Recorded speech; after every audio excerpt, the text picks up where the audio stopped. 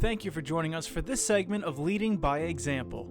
Effective leadership is never more important than in times of crisis, and also the time when it can be most challenging. Priorities change quickly, the demand for communication dramatically increases, and individuals across all levels of the organization will be feeling stressed, confused, and uncertain. Today, Julie Wheeler, Chief Human Resources Officer, will provide guidance on how to manage organizational traumatic stress and effectively lead your organization during a crisis. Hi, I'm Julie Wheeler, Chief Human Resources Officer at Spectrum Healthcare Partners and Spectrum Management Services Company. Thank you for joining me for this segment of Leading by Example. I'm looking forward to answering your questions on leading effectively in times of crisis. The COVID-19 pandemic is being referred to as an invisible war.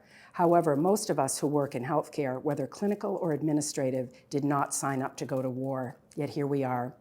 There are several principles experts agree are important for healthcare leaders to do or not do during a crisis such as the COVID-19 pandemic, which I'll touch on today, but you can learn more in our video series on this topic. In this current crisis, there are very few working in healthcare who will escape what's called organizational traumatic stress. Whether you are a clinician on the front lines dealing with very sick patients or on the administrative front lines dealing with furloughing valued employees, you are at risk. It's important to remember the goal isn't to eliminate traumatic stress, the goal is to minimize it. There are 3 leadership practices to help inoculate people from the effects of organizational traumatic stress in a crisis. The first is caring. People need to know you care before they care what you have to say. The second is valuing and operationalizing a culture of resilience and well-being. And the third is building supportive teams and ensuring effective and caring supervisory leadership. Communicate frequently and consistently. I can't emphasize this enough. Practically speaking, this means framing the challenge ahead of time in a realistic yet optimistic way. You can do this by communicating messages like, our goal is to get through this unprecedented time with the least amount of loss, to do the best we can given the context and resources available. Or, if we work together, I'm confident we can get through this as well as we can. Keeping people well informed is even more important during a crisis. A few key things to remember are manage your presence, project calm, be the anchor in a storm. Find frequent and consistent communication opportunities. At Spectrum, many of our teams have daily huddles. We regularly create videos to communicate timely messages. Town halls have been very effective for us.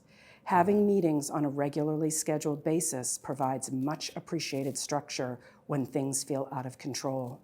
It is also critical to meet with your frontline leaders and outline the important role they play in supporting their teams.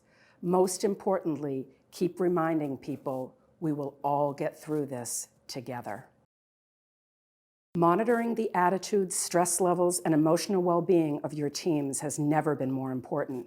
Your communication should include regular dialogues with both teams and individuals. Team meetings don't replace one-on-ones. It's important to check in regularly with individuals. If people are so burned out they can't perform after the peak of the crisis passes, we'll have a whole different crisis on our hands.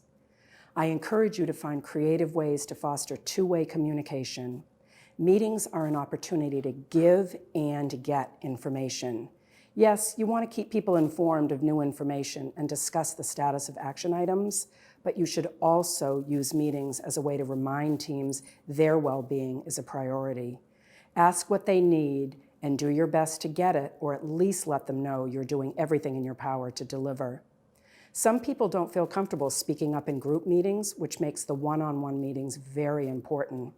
Consider also having other outlets for people to share questions or concerns, such as online surveys. Remember, those on the front lines of patient care are not the only ones experiencing significant stress. Those who are managing the economic crisis, those who have been furloughed, those who may have sick family members, those who are juggling working from home while their kids are at the kitchen table attending school, those who are not able to see loved ones because of shelter in place. The list goes on. If you haven't implemented any of these activities yet, or maybe haven't implemented them to the degree you would like, don't panic. It's not too late. Hit the reset button and do it now. And remember, we will get through this. This is Julie Wheeler, Chief Human Resources Officer at Spectrum Healthcare Partners and Spectrum Management Services Company. Thank you very much for joining us for this episode of Leading by Example. If you would like to learn more about this topic, please sign up for our video series that provides more detail about how to effectively manage during a crisis.